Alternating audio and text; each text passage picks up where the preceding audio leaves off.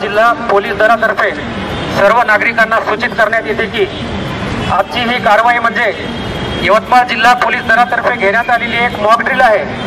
Mock drill म्हणजे खरोखर एखादा काही बॉम्ब सदृश्य वस्तू किंवा काही आढळल्यास त्याचा कॉल नियंत्रण कक्षाला आल्यानंतर पोलिसांतर्फे कशा प्रकारे पुढील कार्यवाही केली जाते याचा एक डेमो होता।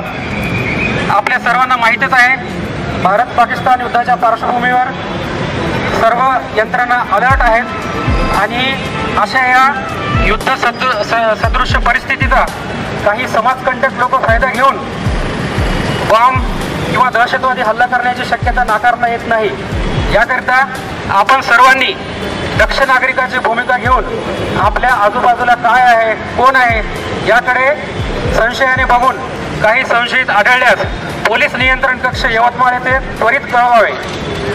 आजची ही कार्यवाही माननीय पोलीस अधीक्षक कुमार चिंता साहेब व ॲडिशनल SP माननीय पियुष जगताप साहेब यांच्या आदेशाने घेण्यात आली होती। जय हिंद, जय महाराष्ट्र।